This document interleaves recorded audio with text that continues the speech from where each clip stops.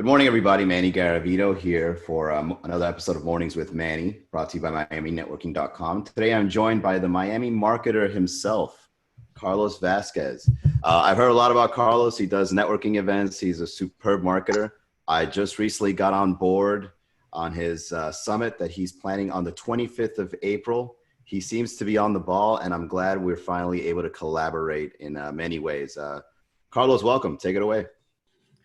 Thanks, my brother, and thanks for the invite. I know that we were trying to coordinate this call before, but things have been pretty hectic, especially with what's going on with the pandemic. But yeah, man, I'm glad to be on board. I'm all about supporting all kinds of Miami businesses, and you are doing exactly what should be happening. It's connecting people so that way they can build that relationship, and just want to be a part of it, man. I'm always down to collaborate.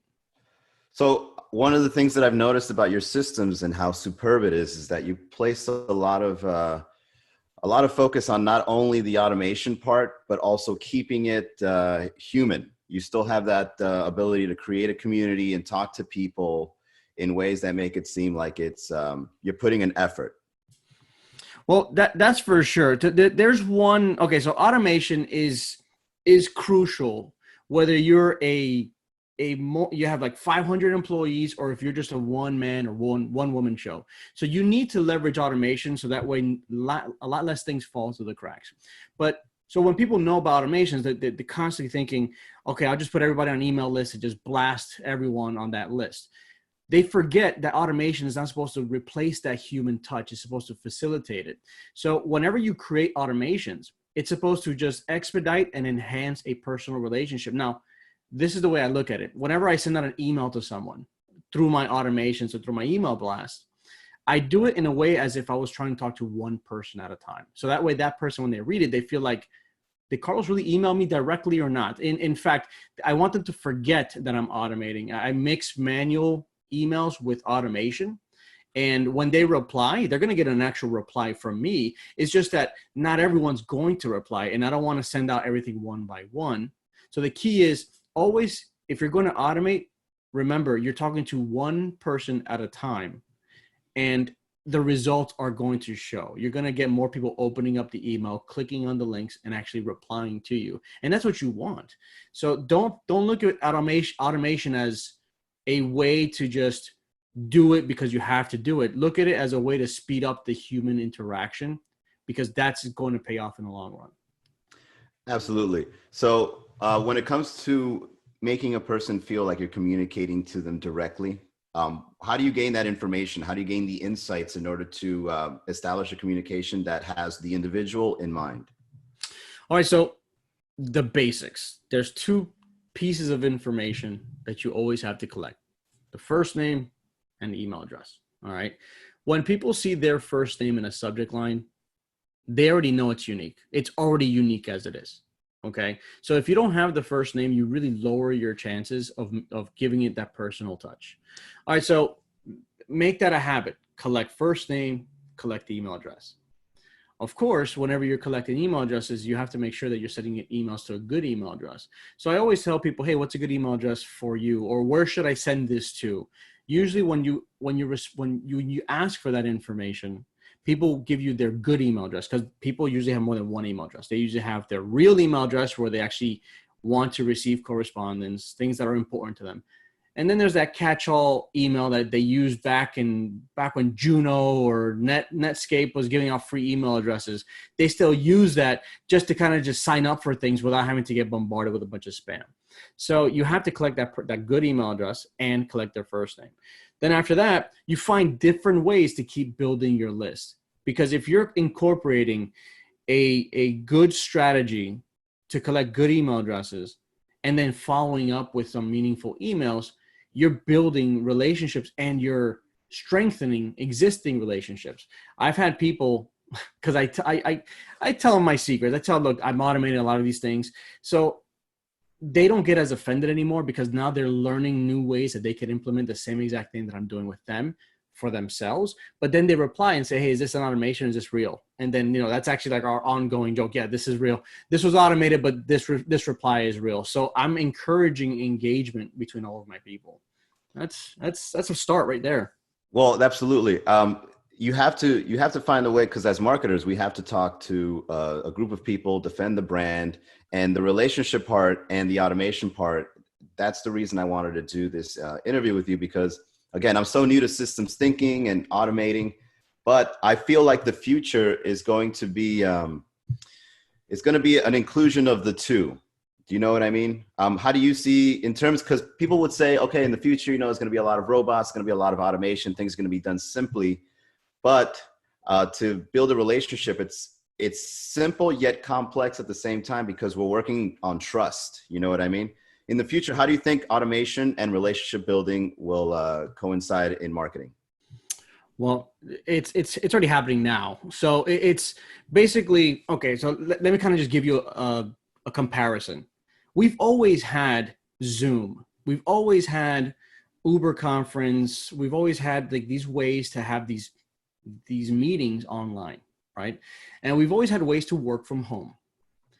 It's just that we never incorporated because people have this either stigma or they don't want to accept the behavior that this is the most productive and most efficient way to do business. For example, being able to work from home and have conference meetings with all your team, people weren't thinking of that. They're thinking, no, we have to come into the office, we have to work, we have to do these things. Now we're forced to work from home, and we still have to be productive. We still have to do the things that we've been doing in the past, but now we have to do it with what we've been using, recently. So automation has always been here. It's just a matter of using the same automation tools to enhance those relationships. Now, it's kind of like the summit that I'm hosting on Saturday. People want to network. People want to connect. People want to find ways to build relationships, but they feel like they're trapped at home. This technology to do this like chat roulette style networking that we did the other day has always been here. But now it's actually a part of our day-to-day. So now what I see in the future is that people are now going to be a little bit more open to new technology, to new Yes. ways of doing things, because they realize that you don't want to be too late to the party. Like there's people that will show up to the party early. Like I'm going to be the guy at the party much earlier because I want to investigate. I want to see, and I want to kind of just assess the exits, the entrance, where's the food, where's the drinks. Like I want to know where everything's at before the party starts. Because once the party starts, I want to know where I need to go if I need to interact with people. That's the same thing with technology. You want to be able to jump in there to know what are the features, what is it going to do, what can you envision with this feature. I think that now people are just going to be more open and more accepting of new technology. There's still going to be people that are just going to wait, but I don't think it's going to be that much friction like it used to be in the past. Yeah, you make a great point, especially now that this whole virtual shock occurred. I think all the tools that were readily available that weren't as popular are getting even more popular now. Like the one that we did the speed networking in. Everyone's going on Instagram Live now more than ever. Everyone's using Zoom now more than ever. Yeah, it's a good point to make, to show that these things are always on the verge of the future, but no one is up to speed yet. And now when things like this happen, everyone is now available to use it. All right, Carlos. Well, tell me about your business. What do you usually do? All right, so I got lucky and I was able to buy. I'm in Miami and I'm a marketer. I've always been a marketer since 2003. So I used to have a company called Quad X Media. The reason why Quad because I played the quads in marching band, and EX was because I was a computer hacker, and X, the letter X was like the cool letter all the time. But every time I introduced myself, people were like, what the heck's a quad X? I'm like, all right, I gave them the story. I play drums and I'm a computer geek. I've married the two. Nobody cared. So I said, you know what? I need to come up with a better name that tells you what I do and tells you where I'm from. Miami Marketer was available for .com. So I said, okay, let me just buy this domain. And now there's no question of where I'm at and what I do. So specifically, I find ways to marry technology with everyday use when it comes to growing businesses. So for example, the virtual summit, this software has been out for a while. I'm trying to connect people and try to find an everyday use that everyone needs and marry the technology with the actual need. So the virtual summit is meant to attract a bunch of people, connect a bunch of people, let other businesses kind of help them generate business. And in the long run, I'm doing it at scale. Same thing with automation. I find other ways to automate that process and keep that personal touch going. So my job is using technology to attract new people, start that relationship, and then keep that relationship going strong. That's basically what I do, and that's Miami Marketer. So you do freelance? Do you find clients that could use these, or do you do it on just for your project? Yeah.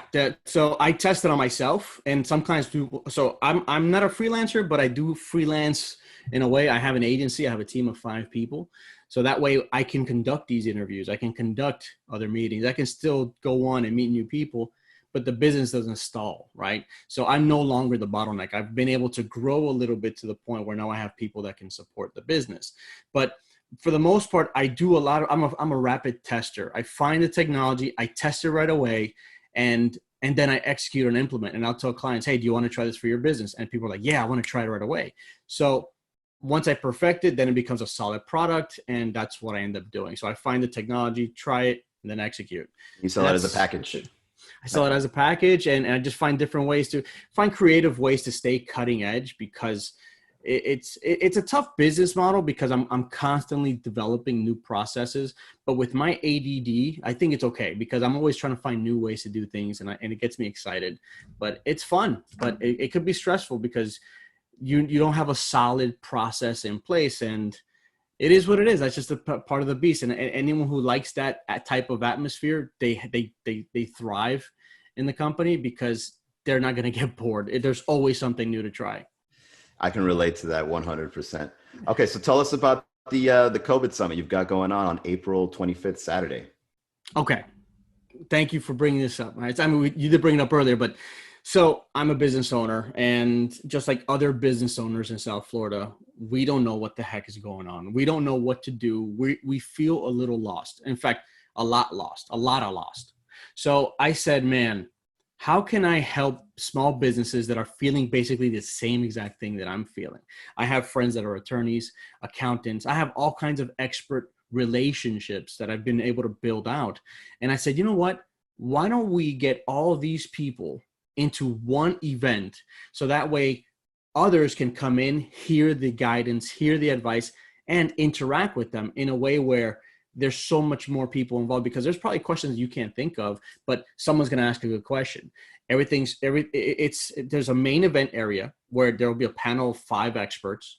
And what we'll do is it's kind of like watching the news. I'm going to have a panel of experts. We're going to have a question, and each one of the experts are going to give their guidance on that question. Then there's going to be a breakout session. A breakout session is basically where there's one expert in that one specific room. It's kind of like a round table. And people are going to go to the round table, and they can interact directly with that expert.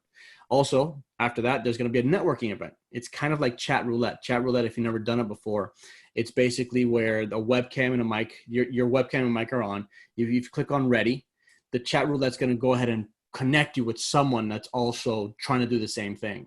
So you're going to be able to meet more people. So you're going to get expert advice. You get to ask a bunch of questions, and you get to network with other people. Plus, I've got even virtual booths involved. And what that means is I found a bunch of offers and deals that are already out there. So that way, everyone who comes in here, they can take advantage of these special offers. So that way, still stay in the know with what's going on with the latest tech, special offers, discounts, and this is entirely free for the speaker, for the attendees, and I'm hoping that this will be a fun and massive connecting event, and this could be the new norm for virtual summits. Absolutely. I thought it was a brilliant idea. Like I liked how you showed me the platform, and then I reached out the next day, and you're like, yeah, I'm already working on something. Here's the link. I like this, man. I managed to get COVIDrecoverysummit.com. So I had to go through a process, because there are some scammers out there leveraging the pandemic to scam people. Right. So I had to go through like an interview process to be able to buy the domain, but really? I got it, obviously. And so COVIDrecoverysummit.com. I'm also, to help kind of just excite more people to the event is in 2 weeks. It's the fastest event I've ever put together. So I need to try to get as many people to come in. So I'm giving away an iPad Pro. You just go to COVID Recovery Summit. You know what? We'll put the link somewhere in here, and I'll put the link in COVIDrecoverysummit.com at the top. I put it right there. Happen. But there's an additional link for the iPad Pro contest. So what I'm going to do is sign up for your chance to win. You have to attend the event, so that way You validate that you actually signed up. And if I'm just going to draw a winner, and you could win an iPad Pro. iPad Pro, I don't know if you're familiar with it. I mean, I'm sure you are, but whoever's listening, it basically is much faster than an actual PC. So iPad Pro is a nice little add-on to your business arsenal, especially now that things are kind of tight. So sign up for your chance to win. And the more people you share the contest with, if they sign up because of you, you get an additional entry to win the contest. So it should be fun. Yeah, I saw some of the people that are going to be speaking on there. I'll be doing networking. You've got people that are in bankruptcy. You got people that are in marketing. You got people that are in recovery services. Name some of the specialties that are going to be making an appearance. All right. So there's definitely marketers that know how to manage remote teams. There are marketers that know how to find additional work while online using different marketplaces, especially that you can't go out there looking for business, or it's not as easy to look for business. There's an expert that knows how to manage stress, how to develop routines in place, because since there's an unknown, there's a lot of anxiety. She's an expert when it comes to finding these new ways to handle or manage what you're dealing with. There's productivity experts to help you, because now that we're working from home, people are still kind of like trying to figure out a routine. So there's a productivity expert that knows how to explain different ways for you to find your rhythm to stay productive, especially with the way things are right now. And there's a bunch of, there's a bankruptcy attorneys on there. We got probate and estate, how to protect your assets, knowing that things are, you might lose your business, how to protect your personal assets. If you have to file for bankruptcy, what is the process you should follow before you actually start that process? I mean, I put together this whole massive team of people to kind of just give there's so many possible scenarios, but knowing that these people are here will open up your eyes to know what may happen or what to prepare for, especially when we don't know what's going to happen on the other side if we ever get back to normal. Yeah, so there's a lot of value in this summit on April 25th. Carlos, how can they reach out to you personally? Instagram, just Miami Marketer, one word. Just go ahead and reach out to me at Miami Marketer. And I mean, it's my account, so I'll reply to just about anyone and everyone, unless you're trying to spam me. But hey, I'll you know what? Even if you spam me, I'll say thanks. I'll just say thank you. You know what I mean? Just block. Go ahead and reach out. Yeah, thanks and cool, done. So at my marketing Instagram, I think is the easiest and fastest way to find me. Thanks very much, Carlos. Thanks for your expertise on the matter, and I'll see you at the summit, my man. Thanks for having me, brother. Dale. I know you're a busy guy, so I'll see you soon. All right. All right, my brother. Dale. Bye. Thanks. See you. Okay, so for those that are still here, I'm going to go ahead and just give you guys a presentation about the what I believe is the future of marketing. Let me know in the chat if you can see my screen okay.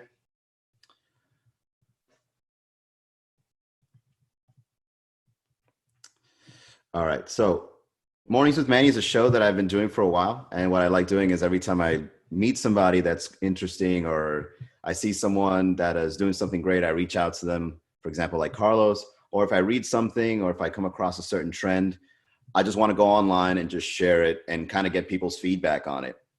So the topic for today, as you could already tell, is what is the future of marketing your business? So Carlos was giving you some insights on, doing summits and the human touch when it comes to marketing. And one thing that I wanted to point out in terms of the future of marketing is that the marketing revolution will not be advertised. They say advertising is dead. However, of course, if you've got the money to advertise, that's when you should double down and, put up your billboard sign up or buy a bunch of Hulu ads or whatever the case may be, because you've got the money for it. However, for small business owners, advertising isn't always the best way because of the local level we're starting in or at the size of our business. So even though marketing is a wonderful trade skill, it has been abused for too long. You can even just tell the way Carlos just said, don't spam me. Here's my Instagram instead of my email. So there's a lot of people are out there and they're preying on people's communication information. So, when it comes to marketing basics, the 4 P's of marketing are product, price, place, and promotion. However, I believe, and a lot of people that that I've seen on doing TED Talks have forgotten that another very important P, which is the reason why you're marketing, is people. People will be the new marketers of your business. They're going to be the ones that are going to like your content. They're going to be the ones that are going to be sharing your content, leaving reviews, word of mouth, telling other people about your services or product. But most importantly, they're going to be the ones that are going to be paying for it, right? They're going to be the ones that are going to pull out their wallets because they trust you and your brand and your business and whatever it is you have to offer. So the forgotten P, which is the most important one, and the reason why we do marketing, is the people. So here I'm just giving you a couple of photos to show you basically what people think marketing is. You know, mass advertising, social media engagement, or constant communication. And unfortunately, the reason why this is a misconception in our marketing world is because people are abusing the technology that is available. They just keep sending communications your way. And this is what gives marketing a bad name. However, the revolution is coming. People are becoming more and more aware, just like we mentioned earlier with Carlos. Now that we're getting kind of like this virtual push towards this new landscape of communicating with humans, people are going to be a lot more savvy about how this communication is going to take place. So this is how I think marketing is going to look like. As an example, you guys remember receiving these notes as a kid? And consider these as the 6 C's of the future of marketing. It's convenient, consensual, considerate, clear, concise, and quick. I know that last one isn't a C, but close enough.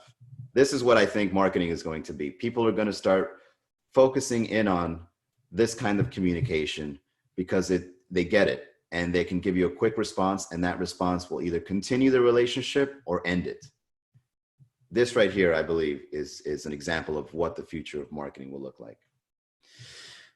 And, you know, to go even deeper, to give you more examples of how the future of marketing will also look like, is interactive. Just recently, I started doing live streams, now more than ever. I go on every day live just to talk to people and kind of keep that social touch. And now that we're all indoors, people appreciate that kind of communication because you kind of miss being social. You miss talking and you know, sharing ideas or just, you know, any sort of sentiment whatsoever. And so I think this isn't going to go away, because even though these tools were available before the pandemic, now that we're in one, everyone's now using it. And then when the pandemic is over, people are going to continue using it because of how helpful these tools were and how it allowed them to touch them in a human way. Even though we're distant, it built social intimacy.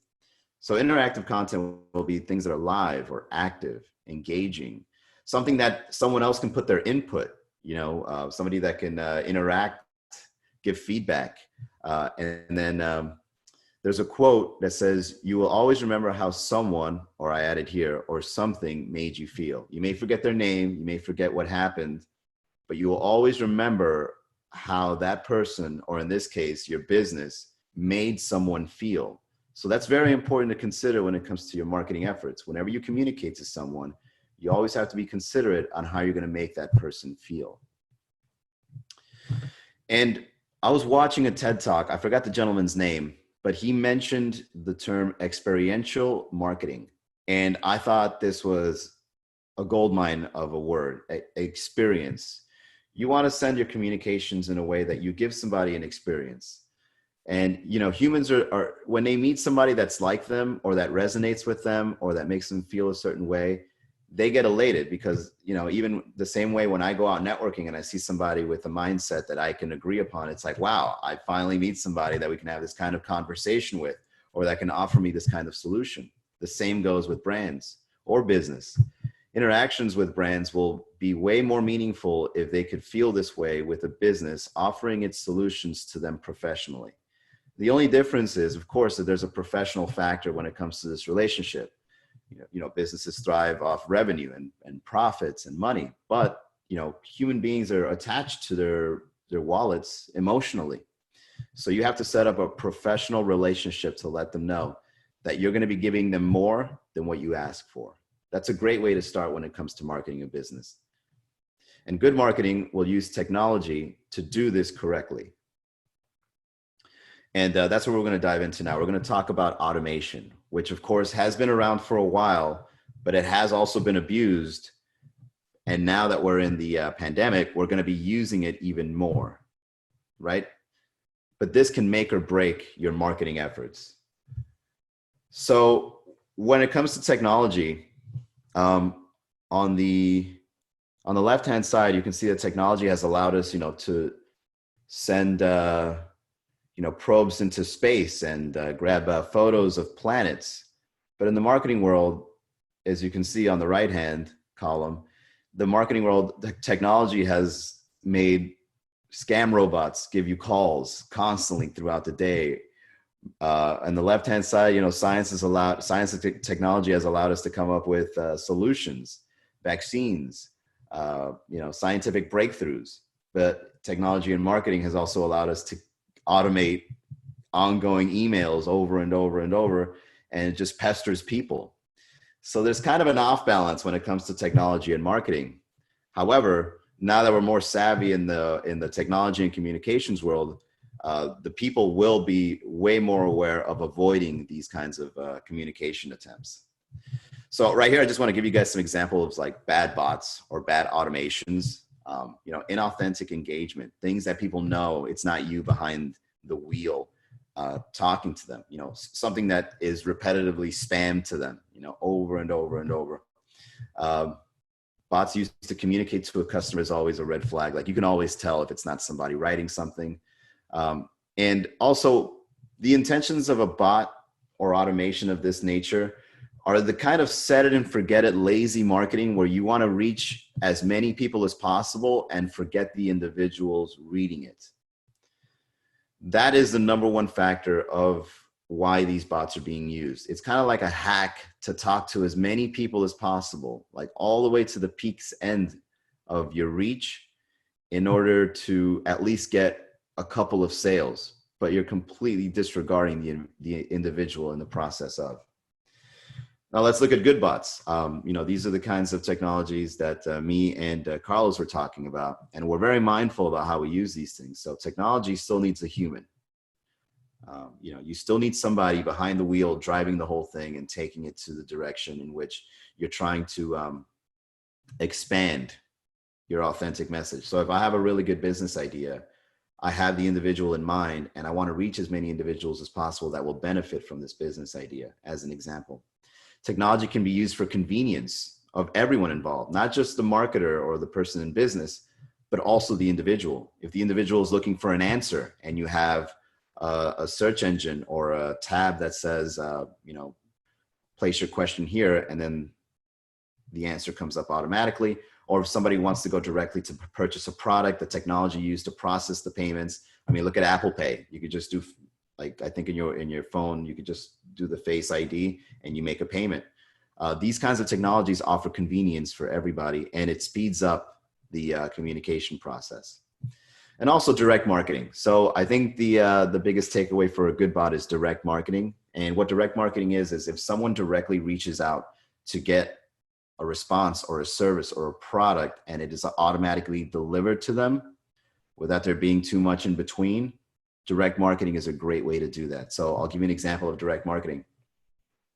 Let's say I start a website and I want to build an online community for the people in Miami, just like MiamiNetworking.com. There's a button that says, if you want to be a part of the network and get more newsletters on how you can contribute to this online community, click here. And the only way you will ever get any sort of communication about that business idea or project is if you agree. That is direct marketing. Somebody saying, send me this. I'm requesting this. So humanity is going to be expanded through technology. And that is the future of marketing. We're going to be using all the tools and the automation and the live and, doing shows just like this one and interviews. And we're going to be collaborating now more than ever. And the technology and the automation is going to allow that to be more quickly as possible. There's not going to be a lot of tech in between. We don't need to call tech support. It's just instant. Like, I'm going to reach out to someone, or I'm going to talk about this, or have a discussion about this, or whatever the case may be, or, talk to someone in another country or a relative. humanity will be expanded because of technology. We'll be able to reach out to each other a lot more quickly. Exceptional marketers will use technologies as tools that should be used to extend our capabilities of creating a connection. A read that I would recommend you guys check out is Mark Schaefer's Marketing Revolution. I just finished a book recently. You know, all the timing of all this stuff happening right now, it's just so perfect. Meeting Carlos, finished reading this book, the technology being used, the masterminds that I'm in, it's just, it all comes together. And I recommend you guys check out this book. The Most Human Company Wins, which is a great slogan of this book. Mark Schaefer states that, you know, making your customer a partner in how you build your brand, your product, even shaping the future of your business becomes a part of the customer journey. So if you present an idea or something about your business that people can resonate with, like I need that in my life, or I need that for my business, and then you develop a relationship with them in terms of offering that solution, but not ending there and continuing that solution throughout the life of the customer journey, that relationship will be deeper and deeper. And then you'll have the people doing the marketing for you. So in conclusion, the takeaway, I always like putting takeaways at the end. So, you know, we get presented a lot of information, but just focus on these points here, and then you'll have a great takeaway on the on today's show. So the takeaway is the future of marketing will revert back to simplicity. Do you like me? Yes, no, maybe. Technology will be used to simplify these messages. You know, a blog, sending out that blog to people in your newsletter, going live. Humanity will be amplified through marketing. Again, back to live, interaction, experiences, experiential marketing.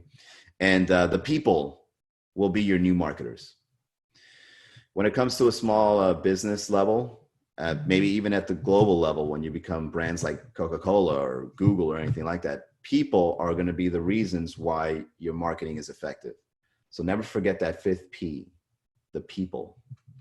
All right, guys. So as always, I'm always willing to talk to you guys about anything at all. Just go to miaminetworking.com/meeting. Now that we're in quarantine, I kind of just want to talk to people, see where they're at, and see how I can help them. Or maybe you can help me with something. I do networking events as well. I'll be a part of the COVID Recovery Summit.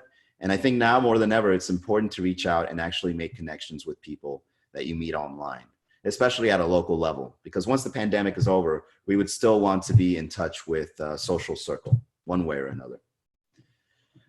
All right, guys, thank you so much for being a part of this presentation. Jackie, Shadow Shenanigans, and those watching on Facebook Live and that will be watching on Instagram. I really appreciate you guys coming out to the show. I don't mass market the show. This is kind of like an insiders kind of thing. This is more of a pre-recorded for others that are going to be watching it later on. But since you guys are here, I really appreciate it. And reach out to me if you have any questions, okay? Have a great day, everybody. Bye. Thank you for watching this video from miaminetworking.com. If you did enjoy this video, do give us a like, leave us a comment, and subscribe to our channel. Also, if you're seeking to make a connection with the people in Miami that want to make a difference, visit miaminetworking.com and start your free profile today.